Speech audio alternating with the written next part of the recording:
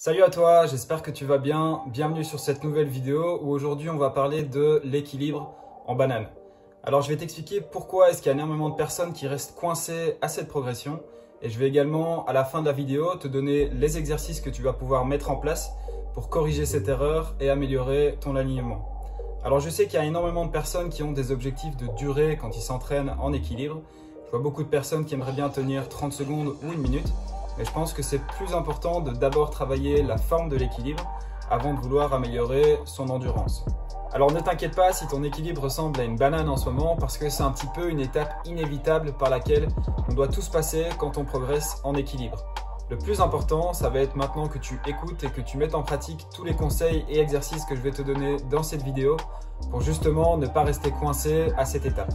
Alors j'entends beaucoup de personnes me dire qu'il faut avoir un très bon gainage et des bons abdos pour tenir en équilibre, mais je suis pas vraiment d'accord avec ça. Si on prend l'exemple inverse, quand on tient en équilibre sur nos pieds, on pense pas vraiment à gainer pour rester en équilibre. Le plus important, c'est d'avoir les muscles des hanches qui soient bien placés et assez solides pour rester en équilibre. Mais quand on est en équilibre sur les mains, c'est exactement pareil. Il faut pas vraiment penser à gainer correctement, mais plus bien placer ses épaules et qu'elles soient assez solides pour rester en équilibre. Donc on peut voir ici, quand on est aligné correctement, il y a 3 points qui restent alignés. On a les mains, les épaules et le bassin.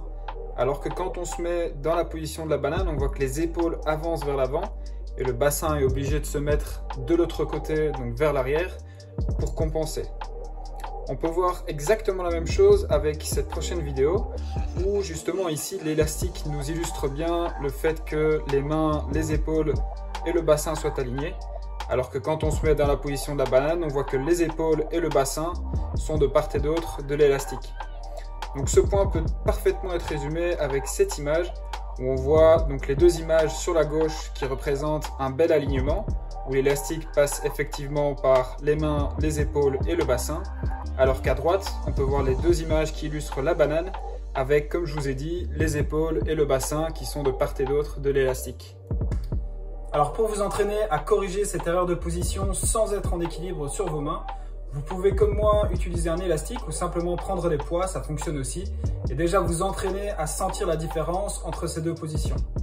Alors comme tu l'as compris, le plus important c'est de pouvoir aligner ses épaules correctement et surtout qu'elles soient assez solides pour pouvoir tenir la position sans bouger.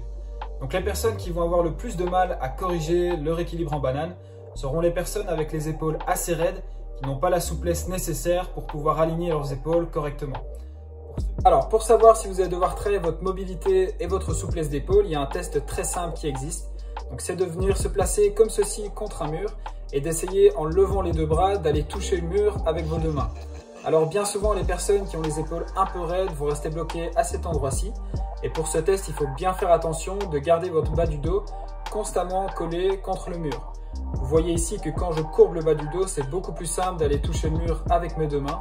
Donc retenez bien pour ce test, gardez vraiment le bas du dos collé contre le mur.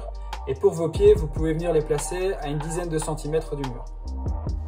Alors qu'est-ce que tu dois faire concrètement pour améliorer ton équilibre en banane? Simplement mettre en place 3 choses.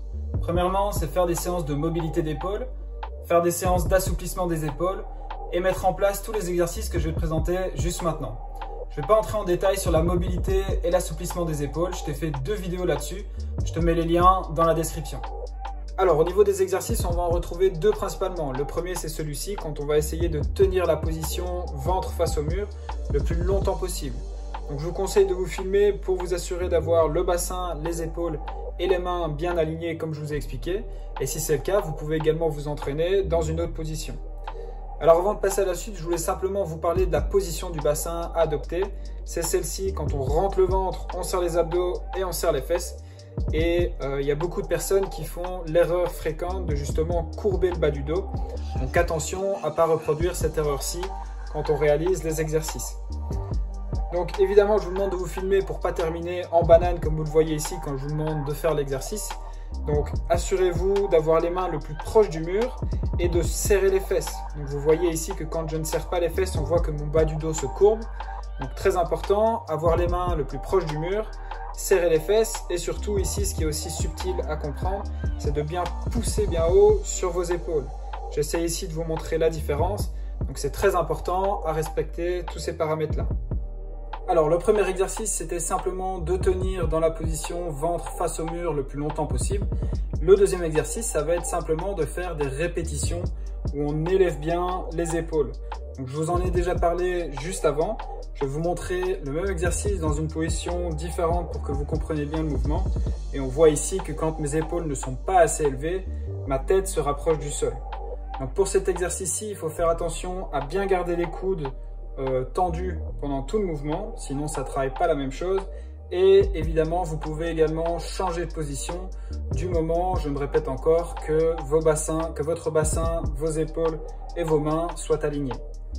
Donc que ce soit assouplir ses épaules ou améliorer sa technique en équilibre, ce sont vraiment deux choses qui prennent énormément de temps, donc soyez patient.